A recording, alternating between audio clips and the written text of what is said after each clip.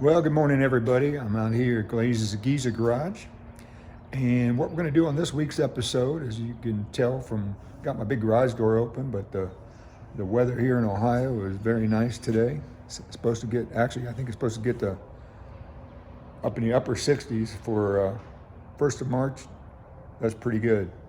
But what I'm going to do today, I'm going to start, and I'll explain why I'm going to do it, but if you see this wonderful rusty frame behind me, I'm going to start tearing into it. I'm going to pull the motor, get the tranny apart, see what Muncie I actually have, take the rear end apart. The front part of this frame is probably okay, but anyway, what we're going to do this episode is tear into this frame, get it out of the way, because I have another surprise project coming in for a friend of mine. So stay tuned.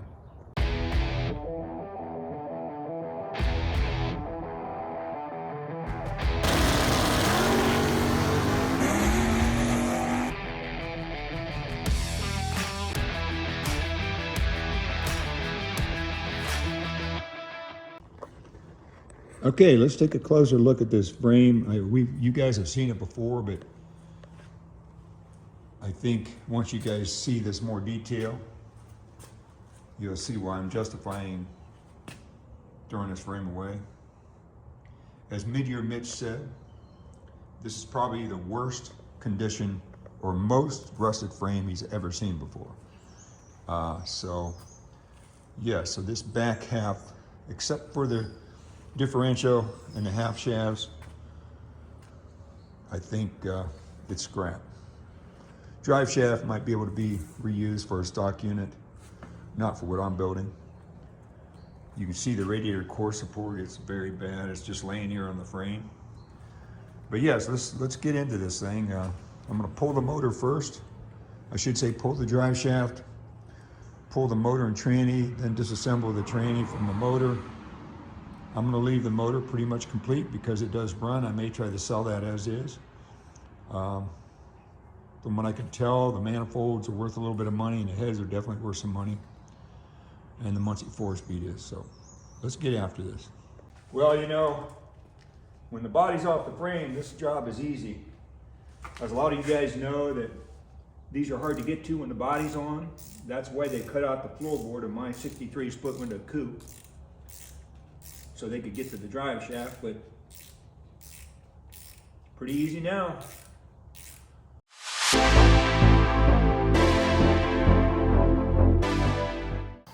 Okay folks, I just had a brainstorm. I started pulling this drive shaft, but I realized I better drain this transmission grease or oil. It's about 90 weight, so I don't get my nice beautiful floor all messed up. So let's see how much it's in. Hopefully there's some in there. It's tight.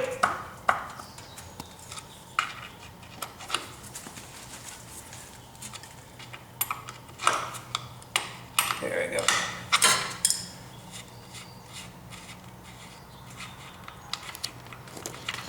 That's not good. It's empty. Hopefully it's in good shape. Oh well. Don't have to worry about a mess on the floor, do I? Okay. Well, I'm gonna get back on this here. I need to move this forward. Put out of gear.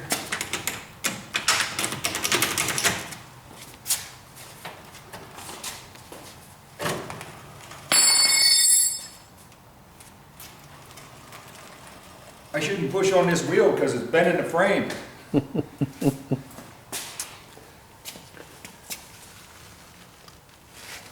Yeah, it's pretty bad. Yes, sir. Okay, let's get this other U-bolt out. Oh yeah, they're not even tight. That's not good.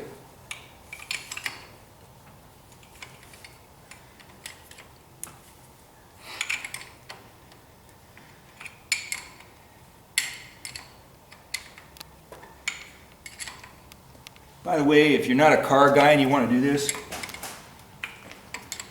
you're going to get your hands dirty. I'm just telling you. You can wear gloves every time, but I don't like to because I can't feel the bolt, you know?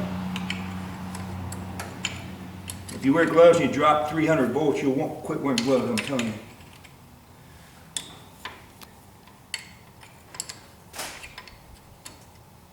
Now if I was smart, I'd use this wrench because it's quicker. Guess I just got some brains.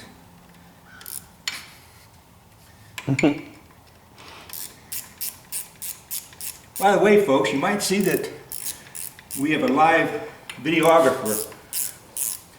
My cousin so graciously volunteered to come over and help me because he saw how bad my video footage was sometimes, where I was blocking the view and everything. So appreciate it, Roy. Thanks for coming over. No problem. Okay, let's see if we can pop this drive shaft forward.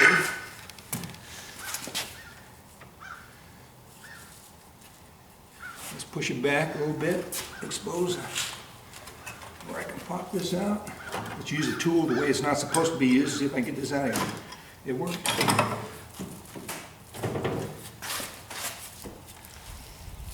Got a little vacuum built up in there. That means the seal's good. There it is. Drives us out. U-bolts are actually in pretty good shape. They're not too sloppy. Yeah, good shape. The yoke's actually in pretty good shape. No deep grooves. All right, let's keep going. Again, Bill Mullet, thank you so much. I'm using it again. Deal of the century, 25 buckaroos. I just want to know, is your new one still running? Text me or email me. Give me a little comment, Bill. I'm going to go ahead and just cut the bracket rather than trying to get the bolts off, because you know what's going to happen. They're going to break. And then I have to get down on my back, which I don't like to do. So I can stand up here and cut the...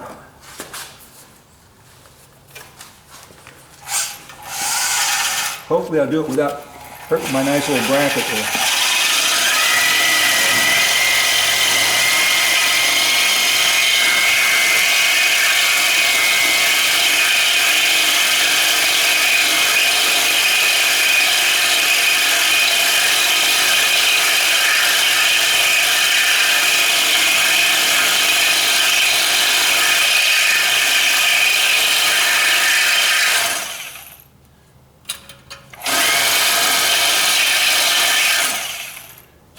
Okay, I think I'll break the rest of it. Cut this side. Yeah, my old leg's getting over there.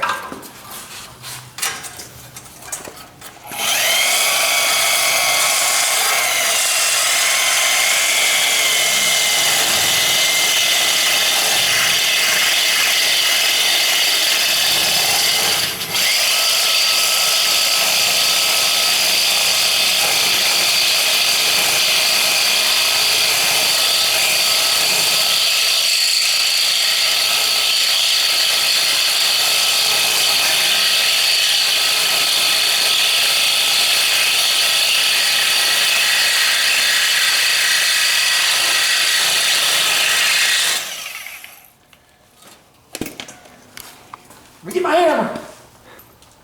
Well, let's see how close I got. I didn't want to cut in and damage this exhaust bracket. Yeah, I didn't get down as far as I thought I did. Yeah, I did. Look at that. Perfect.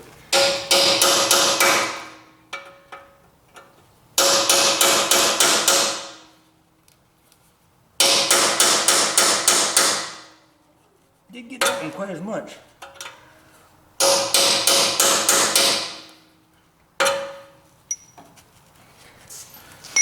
Saws all time.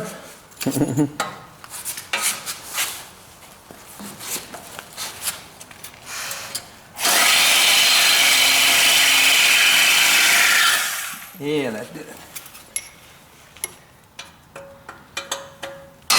There you go. Next, we're going to take the shifter and linkage up. I'll be right back. Got to get some tools. Okay, guys, I just started looking down here if I have a cotter key or a special pin for this linkage, and you have to put your peepers on this real quick here because those are 6-penny nails. They bent them nicely. It has a nice S curve to it, but yeah, 6-penny nails. So professional job. What can I say? That's hilarious. We'll get the claw hammer and pull the nails. Yeah, I should go get the claw hammer. So.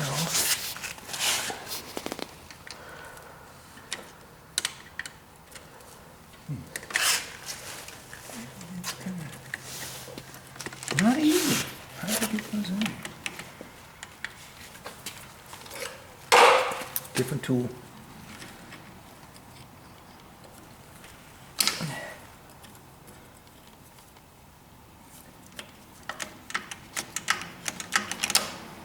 It's one way to get them off. Break them.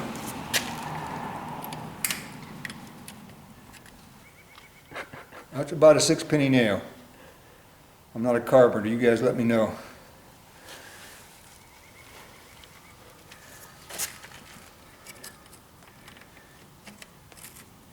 Now that one's almost coming out of there.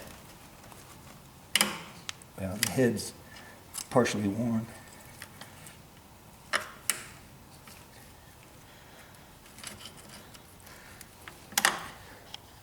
But yeah, there you go, nice. Okay.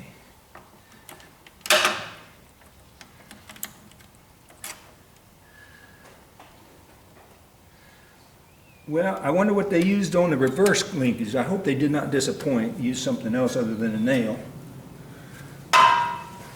They did not disappoint.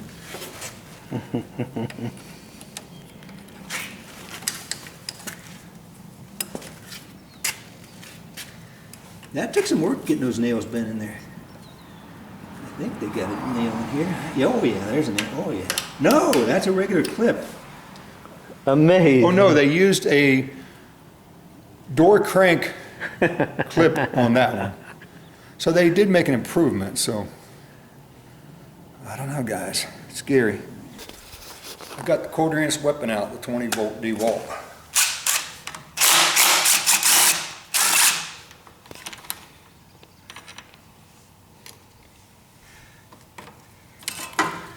And I'm getting this loose so I can get to the mounting bracket. Voila! It was loose. I'm going to set it down there temporarily and put it back together.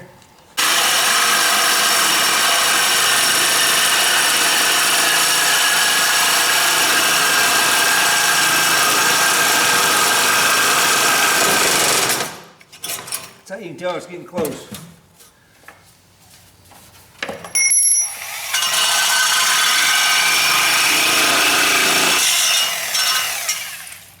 Pick up on it, and I'll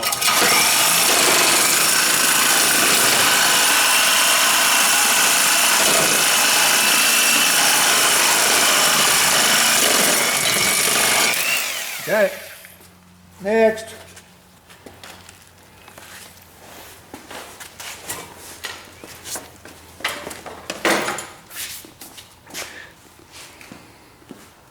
Sorry, I'm going to show you my best side here.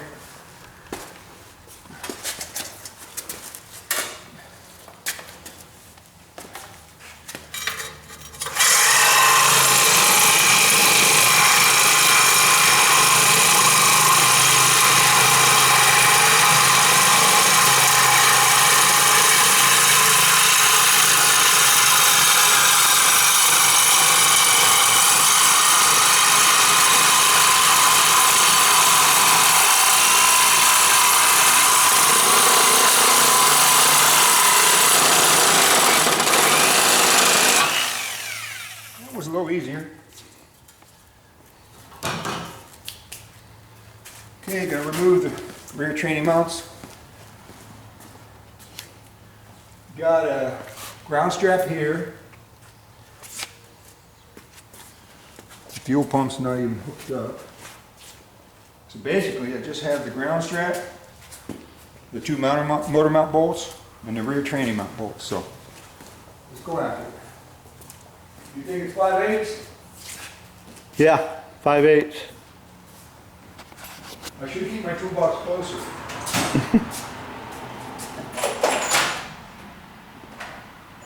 Extension.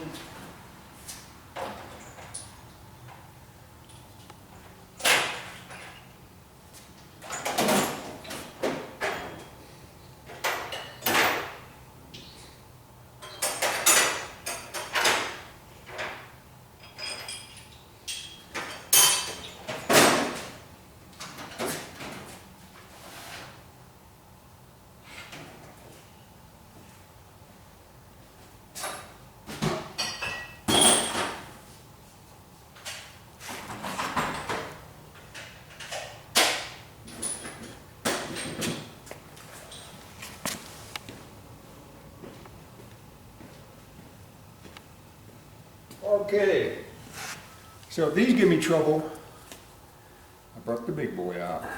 So I don't think we'll have any trouble with these, but let's give it a shot with the 1/4" drive, see what happens.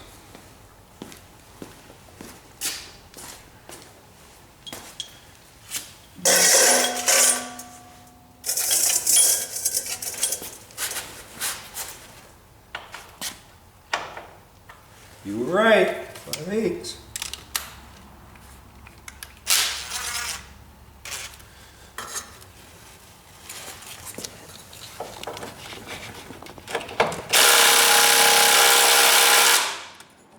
That's what I thought. That's why I brought the big boy. Maybe so. I'll break it. Have an impact wrench or socket.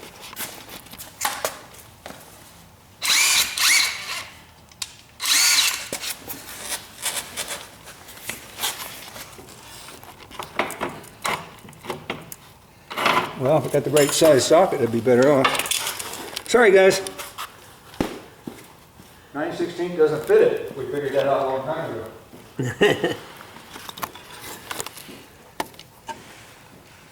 think I'll dig into my impact socket for that.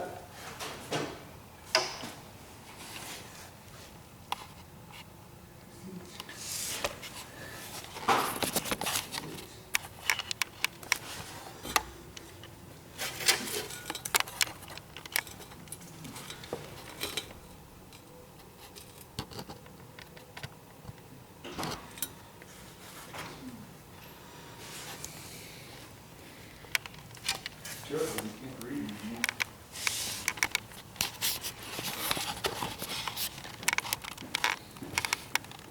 Soft, you want so bad, you can't read that.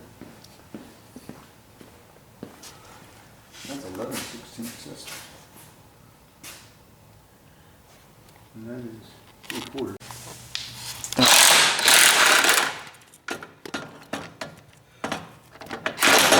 Keep it up there, Don.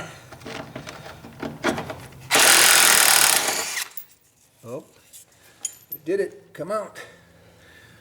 And it really doesn't look like it's got No. a reaction to aluminum. I think they're just dry.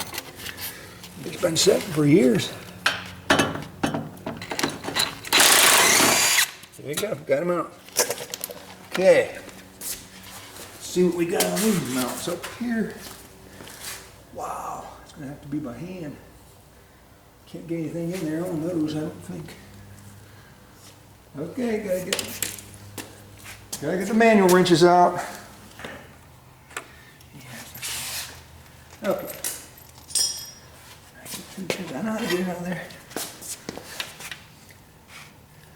Probably work with a ratchet wrench too, but that's pretty easy.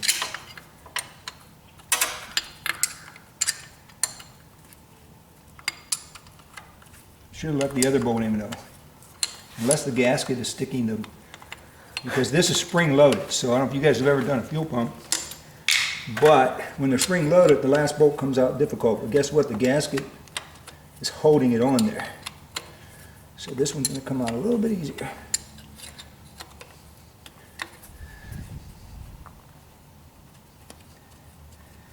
Nice. It's coming loose now though. It must be off the cam actually. That's why it's coming loose. Pretty good shape actually. Now who knows what the cam lobe looks like. When I fired this thing up, I didn't use this pump. I used an electric pump because I didn't want to pump any of this garbage that's in this fuel pump through the system.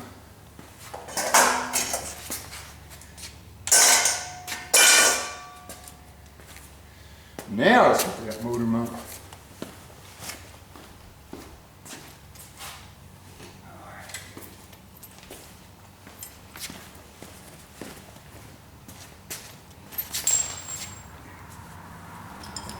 Of course, my engine stand is over in Timbuktu behind 300 different pieces of equipment, so I might have to push my 56 back a little bit to get it out. So anyway, it's the way life is sometimes. Move the 56 forward. The one thing about this one, if you have it all the way down, your arm gets tight because you got to lift it about. I was thinking about getting air over oil, but that's another story. That's another episode. Well, you get your crane set up. Yeah, get over here.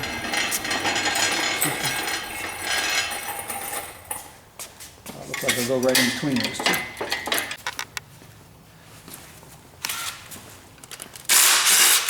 Yeah, I'm pretty sure. I'm gonna get along with that. You can film this, I'm like, yep. I'm gonna come over here to my bolt rack, or my bolt bin. 9/16 in here. This is what everybody needs. You gotta have bolts. Because if not, I'd be going to hardware right now, wasting about an hour of time, 30 minutes. So I want a little bit longer one. That might be too long, but we're gonna find out. You know what? I'm gonna get a washer for this one. Get 2 more washers for the back. Follow me.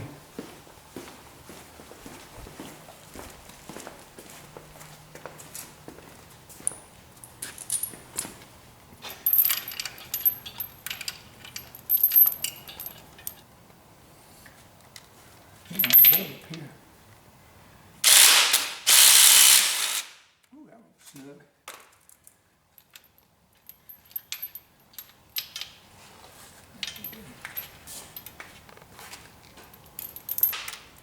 You don't have to have these too tight because it's a shear. As long as you have it snug, it's not going to snap the bolt.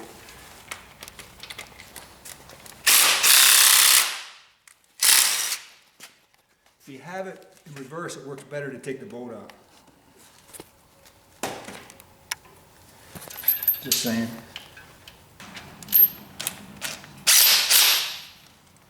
Okay. Get a little bit of lift and just see where we have to adjust this. This is nice. You can adjust this to transfer the weight. So it's not hanging way down in the back when you have a tranny hanging off the back. But I love to pull motors with the tranny on. I love to put them back in with the tranny on because you don't have to crawl underneath to put the tranny up.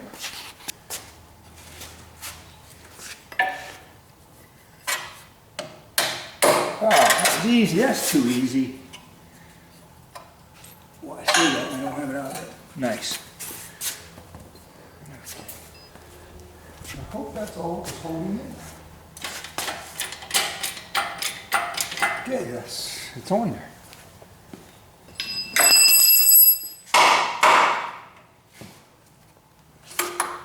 I'm not sure why.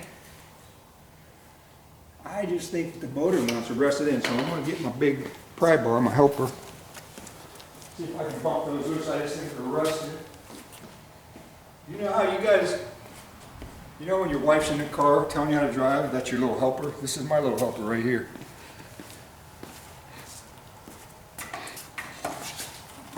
There we go. She's almost there. Yeah. Yeah, she's coming. Yep. Just a little nudge, huh? Just transfer the weight. I do is crank this so this mounting point comes back here. That transfers all the weight, so you pull it up evenly. And you don't put as much pressure on your back chains because this is holding probably 80% of the weight right now. See everything moving up here? That's what we like. And you see the weight's off the distributor now, the chain's off the distributor right there. That's what you want. You want everything even. About like that. And you're not dumping transmission grease out on the floor. We don't have to worry about this one because it didn't have any. At least not up to the fill point. I'm sure it has some in it.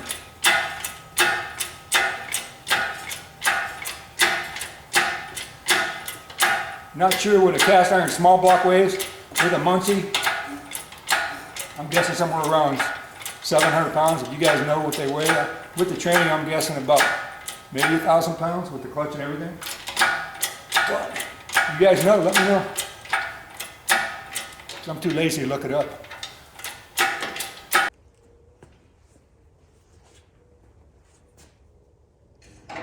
All right. Kind of anxious to pull this transmission off to see what Muncie it is.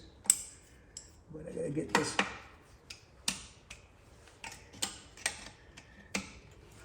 Kind of anxious to get this off.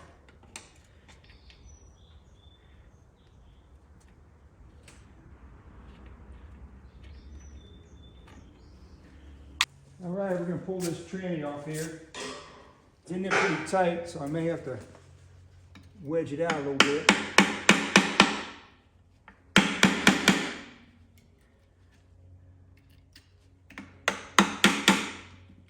Yeah, she's in there tight.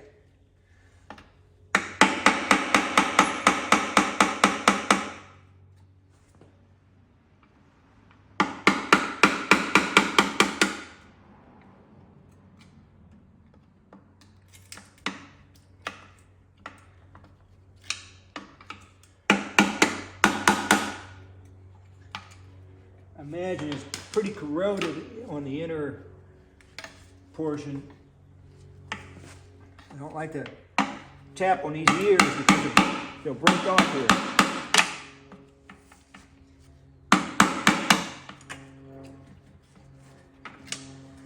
All you do is work around it a little bit. You come out.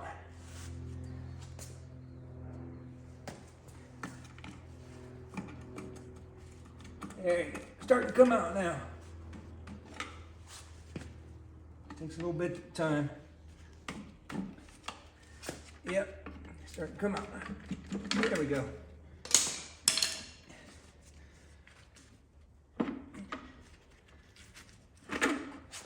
There you go.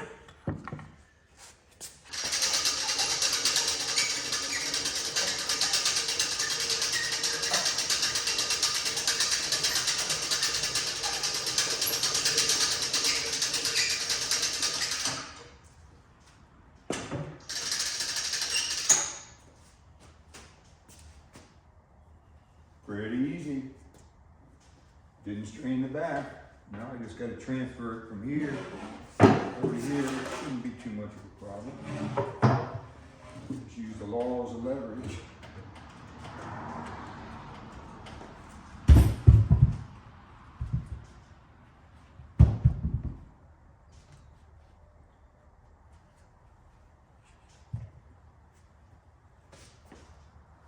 And that's how you do it without straining your back.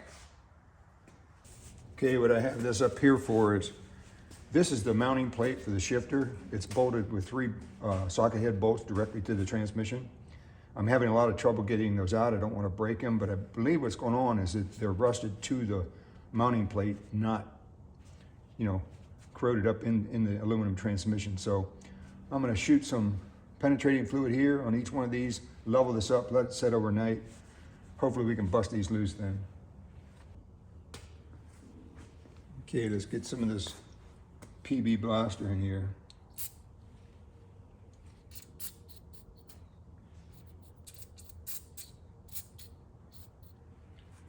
Okay, let's let that set for a while. See what we got. Get the clutch out.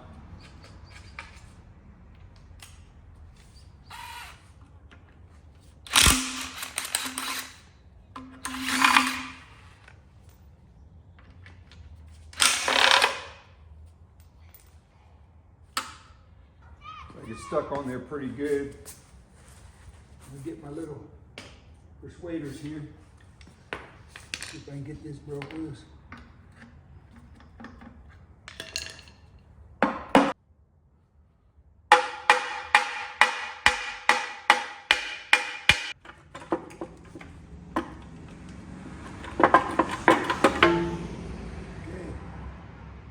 Bell housing off. Somebody's already damaged that bell housing, probably putting a different type of starter in. See right there, not good.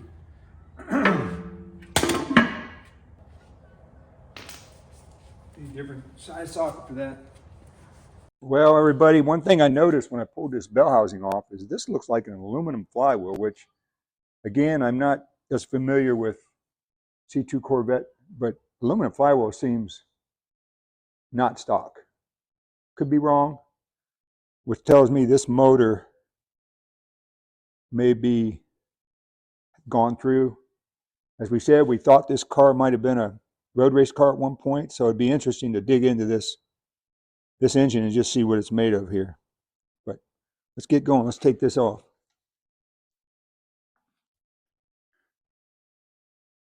And by the way, I double checked. It is an aluminum flywheel. So magnet does not stick, so it's aluminum. See if we can pop this clutch out here.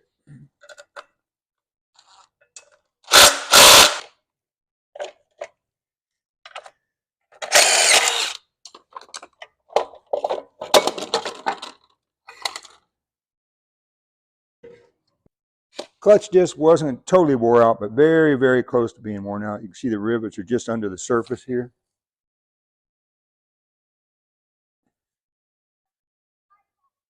You see the rivets are not touched yet, but very close.